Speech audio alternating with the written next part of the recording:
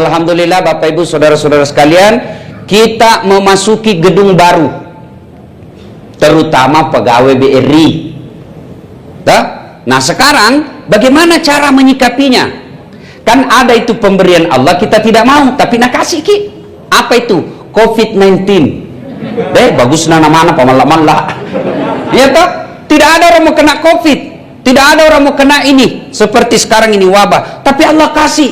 Itu disebut musibah. Tidak ada orang mau bangkrut, Allah kasih musibah.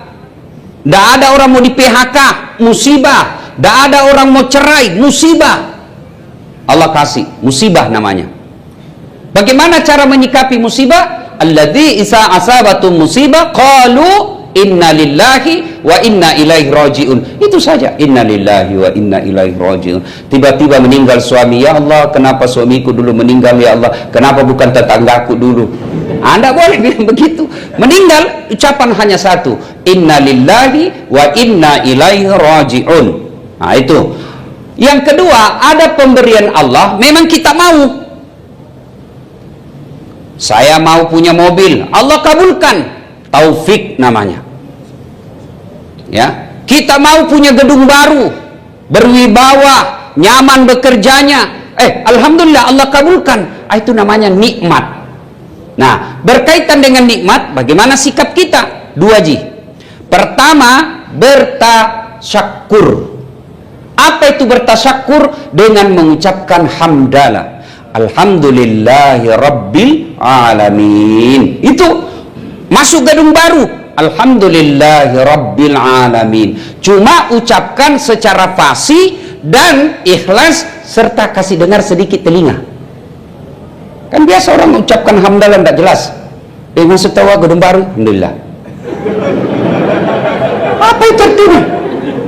Tahu anak istri baru, Alhamdulillah. Apa itu artinya bos? Pada cengi cikali. Alhamdulillahi Rabbil Alamin. Kasih dengar telinga. Coba makin dia bedek di masjid. Sama-sama subhanallah dibaca. Sama-sama 33. Sama-sama mulainya. Saya biasa baru 11, dia sampai 33. Karena bilang saja 19. Dula. Apa itu dula? Pada cengi bos. Yang bagus cara pengucapannya, Alhamdulillahi Rabbil Alamin. Segala puji bagi Allah, seluruh sekalian alam. Satu, mengucapkan hamdalah. Yang kedua, sujud syukur. Begitu masuk, pegawai tidak ada kelirunya. Selesai nanti acara, sebelum pulang ke rumah, ayo selesai taraweh, sujud bareng-bareng. Namanya sujud syukur. Ya, Alhamdulillahi Rabbil Alamin, sujud syukur. Yang kedua setelah bertasyakur, apa itu? Bertafakkur. Apa itu tafakkur? Bahasa di kantor, evaluasi. Menghitung-hitung diri. Apa yang kita hitung-hitung? Satu, seberapa nikmat yang Allah berikan kepada kita. Langsung kita lihat berapa tong kodong saya pegang nikmat. Nak kini kodong belum definitif, masih pegawai kontrak jika sian. Syukur Bapak masih dikontrak. Berapa orang putus kontrak? Putus kontrak sama minggu depan Ustaz. Bersyukur alhamdulillah masih hidup. Coba berapa banyak orang tidak bisa bersyukur karena yang selalu dianggap nikmat hanya duit. Maka kalau duit saja itu nikmat, tabungan saja itu nikmat, maka hanya Pak Idris yang kaya di sini. Pasti nih, bukan Mirgelina paling kaya di sini. Coba. Tapi kalau nikmat itu adalah kesehatan, bisa jadi kita lebih kaya dari Pak Idris. Kalau nikmat itu adalah kenikmatan, waktu luang, maka semua kita kaya. Ada orang banyak duitnya, tapi tidak bisa lagi kemana-mana. Kenapa? Sakit, stroke. Apa? Emang 12 miliar tabungannya, tapi dilarang makan nasi. Apa? Apa enaknya 12 miliar dilarang makan nasi, dilarang makan daging, dilarang makan ikan, dilarang makan yang pedis, dilarang makan yang asin, dilarang makan yang manis. Apa aja bisa namakan? Ubi rebus, pacetong. Jalan nih keluar dari mobilnya begini jalannya. Miskin mako. Coba, maka kaya kita. Coba bayangkan, kalau kekayaan itu fi ahsani takwim, ini badanmu yang sangat sempurna, maka kita semua kaya. Apa yang membuat kita miskin? Definisi tentang kaya. Yang kita anggap kaya itu banyak duitnya, maka miskin makin karena tidak ada duit. Coba kalau kita anggap nikmat itu mata yang sehat. Bu, halo, oh, Bu, mau ku kasih handphone iPhone 12 pulsana 5 juta, mau ki Bu? Mau? Oke, tapi begitu ku kasih ki langsung ki tuli. Apa sih mau kok? Lama apa itu handphone kalau tuli mah kok? Halo, masalah sih. Halo, bukan apa masalah talingamu galaca. Iya toh? Ibu, mau ki ku kasih HP yang kameranya 5. 5 kameranya bisa nak kasih mulus semua. Mau? Mau? Tapi begitu ku kasih ki langsung buta. Lah ya apa itu HP kamera kalau buta maki? Hebatnya lagi di matamu, dia bisa bedakan mana istri mana sekretaris. Ya toh Pak? Coba bayangkan repotnya kalau tidak bisa dibedakan mana yang masa sekretaris. Kenapa lele resan ini malam? Ternyata security. Itu nikmat semua bos, tidak bisa diuangkan itu yang begitu. Maka kita insya Allah kaya. Nah sebagai pegawai BRI menempati gedung baru, maka cara bersyukurnya periksa, hitung itu nikmat Allah kasih. Pegawai BRI, bukan kalian itu BRI Pak, bank terbesar di Indonesia, satu-satunya bank yang punya satelit sendiri. Apa kok masih mau kok? Coba beda itu kalau kau pakai itu BRI, ID cardmu BRI, tapi kau aku sengaja pasang Pak. Coba mengkau, tapi coba pasang di situ dinas kebersihan. Cokoi bos, kasih masuk dulu. Itu nikmat dari Allah. Pegawai BR saja itu kita sudah syukur, punya status sosial. Mana mama menandi casing. Mana ada kreditnya di sini. Itu SK belum bisa semua keluar sejak pertama dimasukkan kursus. Tapi alhamdulillah. Maka cara bersyukurnya, bagaimana caranya? Bekerja dengan baik. Banyak orang mau jadi pegawai BRI, tapi Allah tidak kasih peluang. Tiap tahun orang daftar, Allah tidak kasih semuanya yang daftar lulus. Maka cara bersyukurnya hamdalah, sujud syukur, yang berikutnya kau kerja dengan baik. Kenapa banyak orang tidak bisa bekerja dengan baik? Karena niat bekerjanya fulus. Karena bekerjanya cari muka sama Pak Kanwil.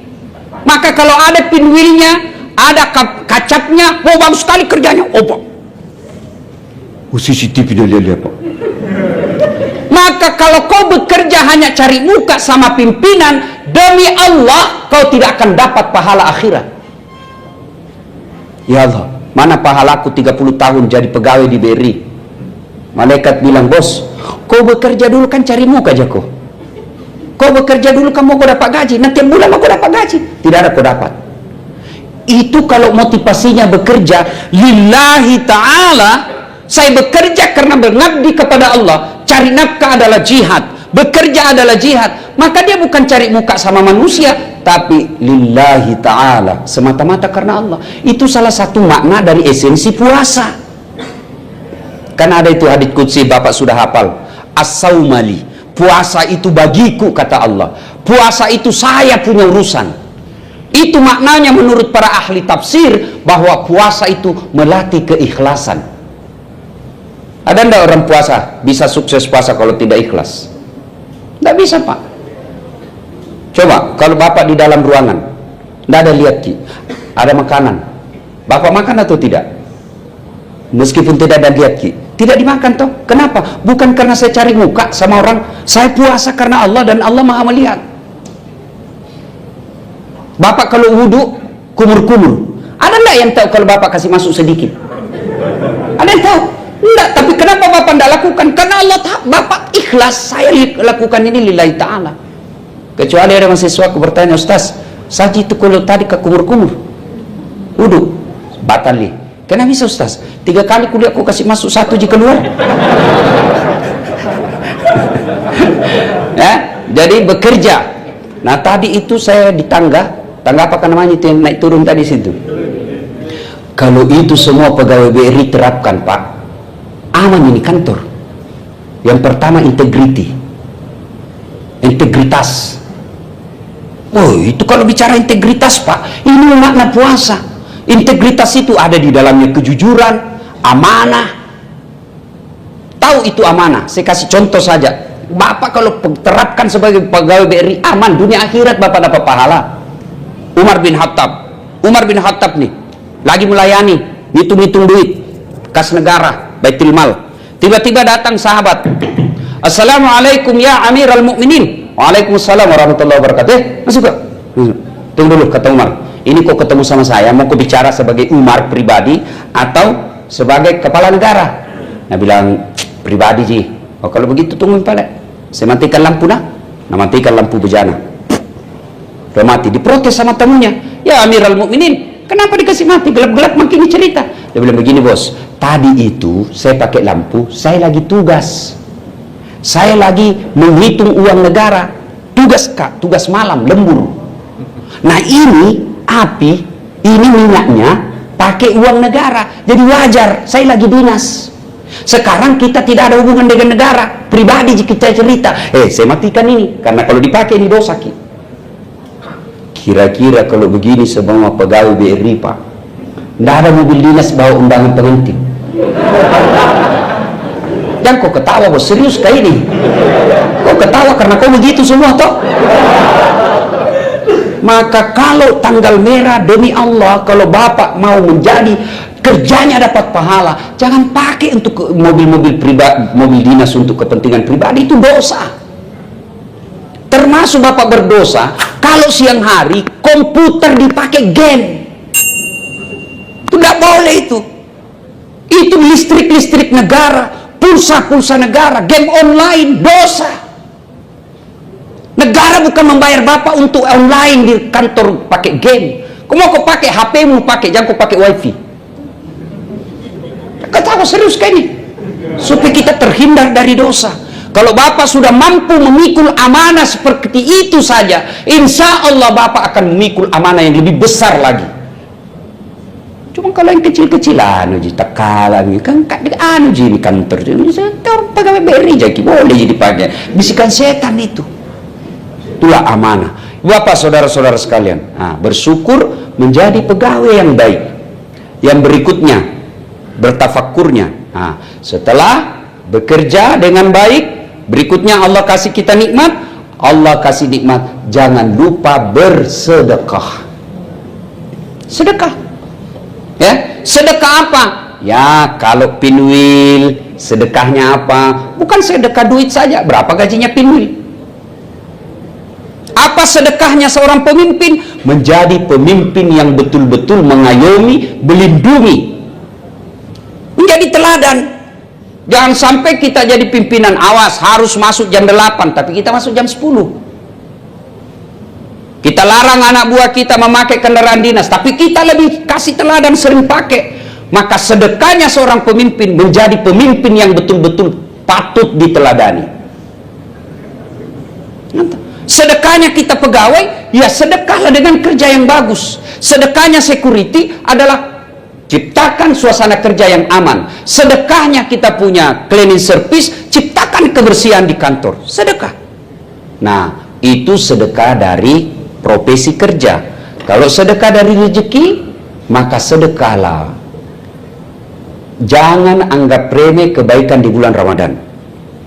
Karena sekecil apapun Allah lipat gandakan 7.000 kali lipat. 7.000 kali lipat. Jadi 1 kali berbuat baik, 7.000 kali pakai di luar Ramadan baru sama. Bersedekahlah. Misalnya Bapak cuma bisa bersedekah 1 hari Papa buka di masjid 1 sisir pisang susu, kirim. Jangan makin minder, jangan setan itu mulai goda ki. Masa pisang susu jangan kau nak cerita ke temanmu. Tidak apa-apa, biar orang cerita kita dapat pahala. Di kantor ada musola, tidak ada pisandalnya, beli musola paling 11.000. Nah curi orang Ustaz, alhamdulillah, berarti mau lagi beramal. Nah ambil lagi orang, alhamdulillah, ganti lagi. Kita lihat mana yang capek, kau yang mencuri atau saya yang ganti. Itu orang beriman begitu. Ya, sedekah. Jangan anggap remeh, bersedekahlah Pak. Demi Allah, tidak ada orang bangkrut gara-gara sedekah. Saya kasih rumus ini Bu, ibu-ibu. Ada yang suami tak mulai nilai notanya. Tuh, ciri-cirinya itu kalau masuk HP, masuk kamar mandi nak kasih bawa HP-nya. 80% mencurigakan itu. Ya, sudah. Malam hari ibu bangun sholat hajat namanya. 2 rakaat minimal sampai 8. 2 rakaat jika bisa Ustaz, 2 rakaatmu. Sudah 2 rakaat berdoa kepada Allah. Doa itu curhat. Orang Bugis bilang mapeletu. Bagaimana yang namanya doa? Begini, paling gampang kita pahami. Bapak punya perkara di polisi. Tuh, pasti datang kita sama polisi. Begitu kita temui itu polisi, seolah-olah mau rasanya cium tangannya, cium kakinya, yang penting lepas kita dari tuntutan itu. Itu yang disebut berdoa, memohon penuh harap. Minta kepada Allah. Nah, sudah salat tahajud, sudah salat hajat, ya Allah, Zat yang maha melindungi, lindungi suamiku dari wanita jahat. Engkau yang maha pelihara, maka pelihara suami saya. Ya Allah, ini ada duitku 1 juta, saya hajatkan 1 juta itu, tolak bala supaya suamiku terhindar dari wanita jahat. Bismillah, coba diamalkan besok atau sebentar malam itu. Cuma yang jadi masalah kalau suami kita juga bangun sholat tahajud dan dia juga berdoa, ya Allah capek mali istriku, ya Allah marah-marah saja kerjanya, ya Allah ada uang tidak ada uang, ngamuk ya Allah. Ya Allah, ini ada uangku 1 juta, tolak bala ya Allah 1 juta, mudah-mudahan istriku ikhlas saya kawin lagi. Wah, bingung malaikat, yang mana ini dikabulkan doanya. Sedekahlah Bapak Ibu saudara-saudara sekalian, banyak-banyak bersedekah. Di tengah-tengah kita juga ada para pengusaha. Kalau ada masalah sedikit, maka lebih baik evaluasi. Oh, mungkin saya malas bersedekah. Ibu-ibu nih, istri-istri pejabat BRI, banyak emasnya. Ayo, kalau meninggal itu Bu, siapa pakai emas tak? Yang berlian tak siapa? Aduh garis, bukan, siapa? Istri kedua. Pasti nih, ya toh. Apalagi kalau masih muda suami tak tiba-tiba dia ke kepala cabang, kawin nih lagi. Ibu berurusan sama mungkar nakir, bengkok makin disemes. Dia happy di dengan janta. Maka daripada itu istri keduanya yang pakai emas tak, lebih sedekahkan sekarang. Sedekahkan. Daripada ibu setengah mati cicil, pas cicil lunas. Pas lunas kena serangan jantung. Istri kedua nikmati cicilan tak. Lebih baik sedekah memang magi. Yang ketawa serius kayak ini Bu. Daripada itu apa namanya Rolex. Nambil istri kedua nanti. Lebih baik kita sedekahkan ke anak yatim. Ya. Nah, maka istri yang baik, Bapak Ibu, kalau orang yang pandai menyikapi harta, bahwa dia panggil anaknya, nak, sini kau dulu nak, itu kan ada emasku 700 gram tuh, karena tahunya orang bilang banyak je emasku, sudah mina, jual mako itu, beli kamak yang palsu. Itu anaknya jadi orang kaya. Coba kalau Pak Idris pakai, istri beliau pakai, biar barang palsu, nah bilang juga orang asli. Nggak mungkin asli, istri Pak Idris nggak mungkin lah. Tapi kita orang miskin biar asli, mina bilang tengah ada di mana kau apa.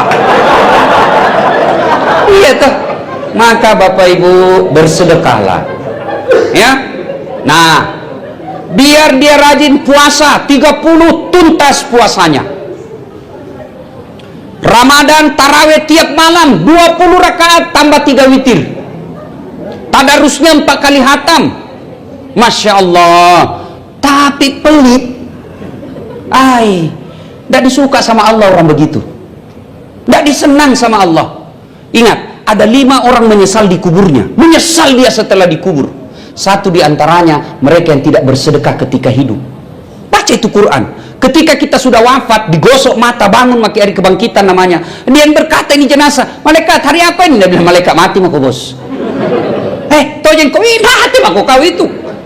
Dan dia bilang, ya Allah kembalikan saya. Itu jenazah kan minta izin kepada Allah, ya Allah kembalikan ke Sekodong ke Makassar 5 menitmu, sekejap saja, sebentar sekalimu. Untuk puasa bukan, untuk sholat tidak, untuk haji bukan, untuk apa? Saya hanya ingin berkata, ya Allah, ini hartaku saya sedekahkan semua. Coba, kenapa tidak dikatakan saya mau sholat? Karena sholat hanya dinikmati pahalanya ketika kita sholat, haji kita dapat pahalanya hanya ketika haji, sementara sedekah, meskipun kita sudah jadi tulang belulang di kubur, dia tetap mengalir. Selama sedekah itu masih dimanfaatkan orang. Maka demi Allah, ibu bapak, tidak ada kebahagiaan secara materi orang-orang yang pelit. Mungkin kita lihat bagus rumahnya, mungkin kita lihat bagus mobilnya, tapi demi Allah, jiwanya tidak akan pernah bahagia. Maka kalau mau bahagia, tertolak dari bencana, panjang umur, bersedekahlah. Tidak ada salahnya kantor ini, mulai hari ini, Ramadan ini, kita buka rekening untuk kita tempati menabung setiap gajian, dan ada panitia yang mengalokasikan tabungan kita itu. Itu yang kita miliki. Sementara yang kita tabung untuk kehidupan kita, itu bisa jadi hanya milik ahli waris, dan ahli waris dia pakai berzina. Tapi yang kita sudah sedekahkan 3 jikan, kita kata Allah, Nabi, 3 itu yang kau miliki, tidak bisa diambil orang. 1 yang habis kau makan, 2 yang hancur kau pakai, 3 yang telah kau sedekahkan. Lain dari itu bukan kamu yang punya.